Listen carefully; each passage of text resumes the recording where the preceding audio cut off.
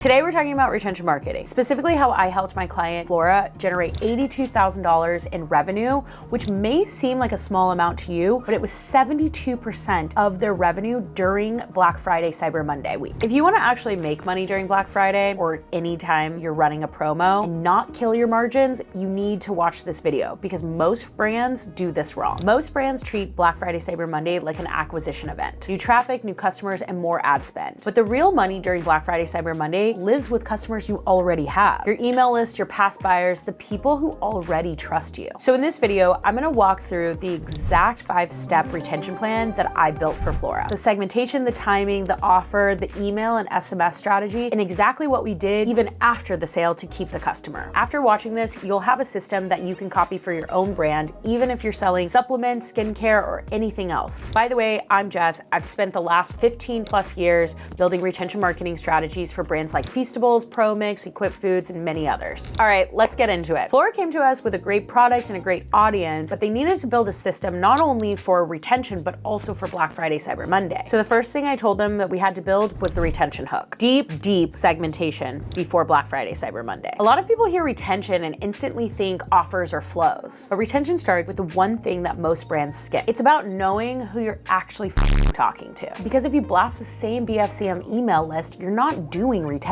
You're just discounting loudly. Here's exactly what we did for Flora. Yes, we did the basics. First-time buyers, repeat customers, active subscribers, and VIPs. But we went so much deeper before Black Friday even started. We built segments based on what people actually spent, how often they came back, who was engaged in the last 30 days, 60 days, and 120 days. We built behavior-based segments like people who viewed products but never purchased in X amount of time. No product-specific segments and no wait list. The key is that we didn't treat the entire email and SMS list like one audience. We treated it like multiple audiences based off behaviors and how people actually purchase, because that is how you deeply segment. Psychologically, this is why this works. Segmentation does two things at the same time. One, it increases revenue for the same offer, but it positions that offer differently for each person. And two, it reduces disruption. People think deeper segmentation is irrelevant, but it actually protects your customer experience to reduce the noise that's happening to your audience. But what surprised me most was deeply segmenting the audience disrupted the noise, but it also produced the highest amount of revenue. This is how you can build this for your brand. If you do nothing else, you can at least do this. Build segments that answer these questions. Has this person purchased or not? How recently did they purchase? How often do they purchase? How engaged are they? Are they already subscribed? Then add 2 to 3 different engagement windows. You can use engaged in the last 30 days, 60 days. I actually like to use engaged in the last 120 days. And I normally flip between the 30 to 120 days because I'm getting a broader audience, but they're all engaged. And if your platform supports it, layer in behavior. Clicked but did not buy. That's how you build retention before BFCM even starts. And a few of the platforms that most brands use are Klaviyo, OmniSend, or even MailChimp. You can do any of these tactics across any of these different platforms. Step 2, the trust bridge. This is exclusions and customer experience protection. Attention gets the sale started, but trust is what keeps people from feeling annoyed, spammed, or regretful. This is where most brands blow it during Black Friday, Cyber Monday. They keep sending the same promo to the same people that already bought, and that's how you turn excitement into actual regret. This is what we did for Flora. As BFCM week progressed, we started excluding people in real time. If you already purchased during this time frame, I'm excluding you from my promo emails and I'm pushing you down my nurturing paths instead. We also excluded any sort of low engagement subscribers or anybody who didn't open after a period of time. And the reason this matters is because I'm protecting that customer experience. If you're someone who has already purchased, you do not want 50 different emails from me because you've already purchased. At this point, I need to just be communicating with you and educating you and getting you excited about that product. Nothing kills retention faster than making someone feel like they made a bad decision. This is basic customer psychology. When someone buys, their brain is immediately making sure that they made the right decision, and they're looking for confirmation in that. If they keep receiving discounts, their brain's gonna flip into doubt. Did I pay too much? Was this a mistake? Am I desperate? You can have a great product and still create regret with bad exclusions. Exclusions protect the emotional side of retention. This is how you can build this for your brand. Here are my 3 rules. 1, the second someone buys, they're exiting the promo messaging immediately. 2, exclude recent purchasers who purchased before Black Friday right? Otherwise, you're just punishing them. Third, exclude low engagement so your deliverability doesn't tank and you're also not wasting time on dead weight. This one change alone will make your retention strategy feel way more intentional. Step 3, the conversion engine. Now that we know who we're talking to and we're protecting the experience,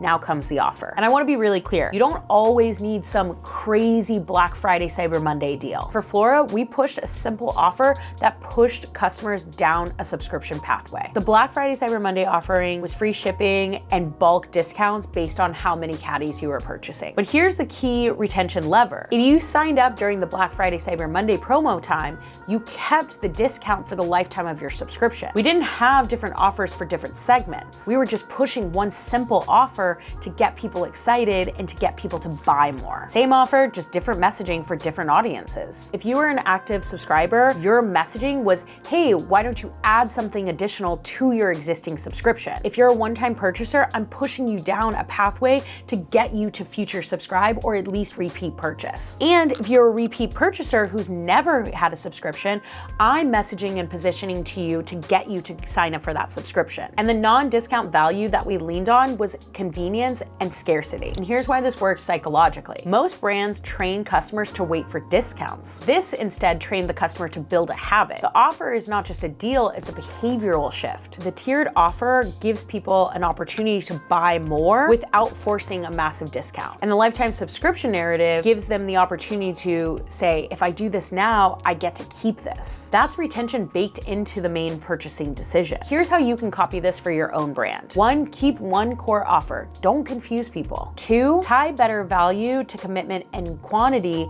and don't just blanket discount. 3, use segment specific behavioral signals for your messaging to nudge that behavior. Same offer, just a different narrative. Non-buyers need clarity and confidence. Repeat buyers need a reason to level up, and subscribers need convenience and add-ons. Step 4, the first week ritual. This is the part people get a little weird about, but I'm gonna say it anyway. During Black Friday, Cyber Monday, it's not just sending one email or SMS. You have to be present. Here's what we did for Flora. I sent multiple messages, probably up to 40 different messages throughout a Wednesday all the way to Cyber Monday. Multiple sends per day, email and SMS. But my difference is I was segmented based off behavior. I was segmented based off of audience. And even outside of segmentation, we sent different times of the day. A morning reminder, an afternoon reminder, then urgency as the sale progressed. We hit every key moment. Early access a couple of days before, official launch, a mid-sale reminder, final hours, and even cart reminders. But messaging changed across all of these different sends. It started more value-driven, then led into convenience, then it led into stock scarcity. And I'll be real with you, this did cause some aggravation to the audience. But here's the hot take. Sometimes you need a little aggravation to get that Black Friday revenue. You are competing with so many people in the inbox. People are gonna skip over your emails time and time again. You have to do multiple sends because what's gonna end up happening is maybe somebody skipped your last 3 messages,